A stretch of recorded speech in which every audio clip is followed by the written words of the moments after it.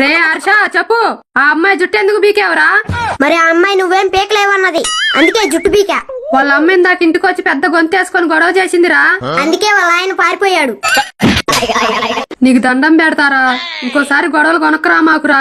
నేను కొనుక్కోటానికే డబ్బులు ఇవ్వవు, ఇంకా గొడవలు కొనుక్కొచ్చేంత డబ్బులు నా దగ్గర ఎక్కడు అమ్మా. రే ఇక నువ్వు మారవా? నాకు మారాలనే ఉందమ్మా, కానీ మారాక నువ్వు గుర్తుపడతావో లేదో అని ఆగా. ఓరి దేవుడా, ఏమైందిరా నీకు? వీడింతే అమ్మా, స్కూల్లో వాడు పెద్ద ఎదవ.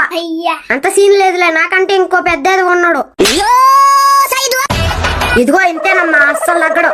నా ఇష్టం తగ్గొచ్చినప్పుడు తగ్గుతా.